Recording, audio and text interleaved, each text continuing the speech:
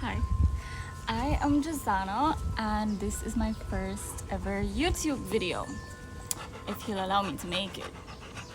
I wrote something called Removing Fears and Finding Purpose. Sorry, this isn't gonna continue forever.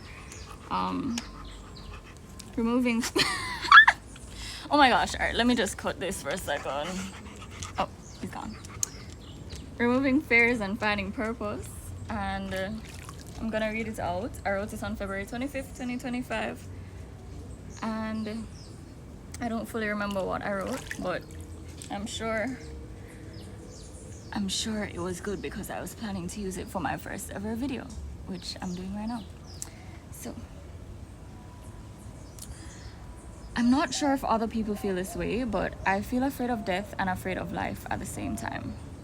It's like I'm afraid of the thought of losing myself and disappearing completely into oblivion forever, but I'm also afraid of facing the struggles of life, like failure, loss, not being enough or being too much, being alone, things like that.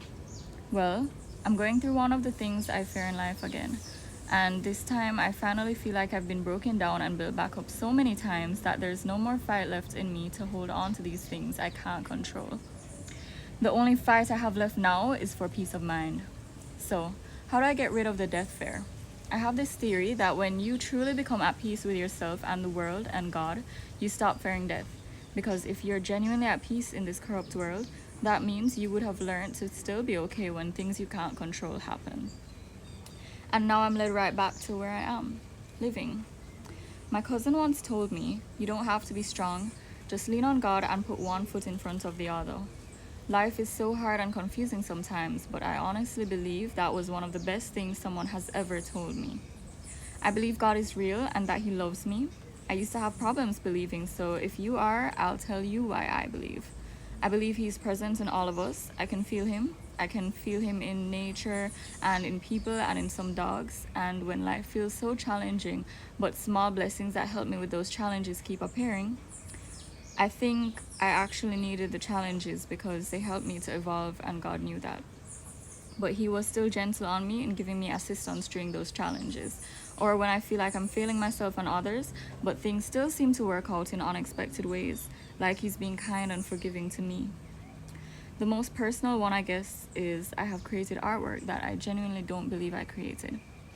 It's like they are expressions of me, but just on a way more developed level, so I know I had help even though it was physically just me in the room. Sometimes it's really well constructed thoughts that happen without me feeling like I was even thinking, or song lyrics, poems, things like that. Sometimes it's literally me just singing and I feel on a high. And I just know this is spiritual, and I feel so good, like I get a glimpse of genuine peace in each moment. I feel like I'm connecting with God. Which leads me to saying, I think the way to get rid of my fear of living is to connect with God. Which means loving myself and others because we are all creations of God. Being kind, patient, forgiving, faithful, hopeful. Not rude, not boastful, not envious, not prideful. But it always felt, not prideful, but I used to think strength came from being someone who can be loud and disrespectful and threatening.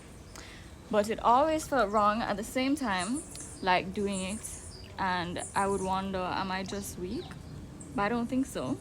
I think we're all connected because we're all creations of God.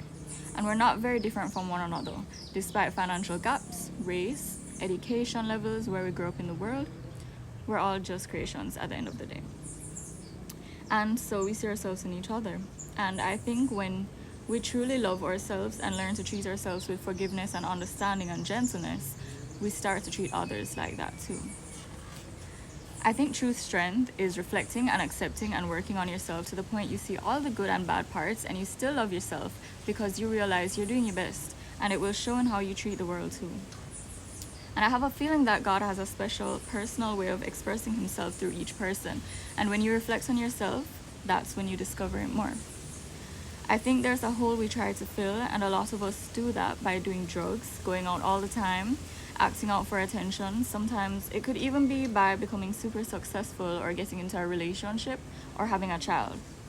I'm not saying all of these things are bad, but I think sometimes we do these things for the wrong reasons, and when we are left by ourselves, we feel like we're drowning in our own thoughts as opposed to floating in our own thoughts. I heard a pastor once raise a question: what if the hole we're trying to fill has always been a spiritual yearning to reconnect with our Creator? What if the hole we're trying to fill has always been a spiritual yearning to reconnect with our Creator? And I think so. I wish more of us would express ourselves in positive ways to fulfill our personal purposes, and especially if that was combined with us truly loving ourselves and each other, our expressions would have such a great impact. Imagine the world with magic. Imagine the magic the world would have, is what I meant to say. Can we bring back magic?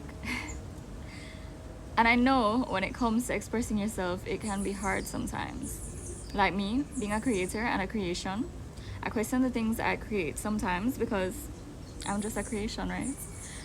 But I feel a strong desire to create and share the things I create, and I almost feel like it's God's calling for me to do something that I just don't know yet. So honestly, I'm just going to do it. And even if I make mistakes along the way, just the fact of me doing it to me represents me giving God the channel to connect to others through me. These were just some kind of random thoughts I wanted to leave a digital copy of, but I hope if you're watching this video, this has inspired you in some way. I know life is rough, but just keep pushing through.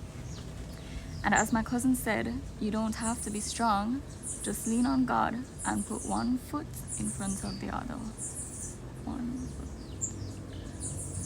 I love you, superstar. Go be great.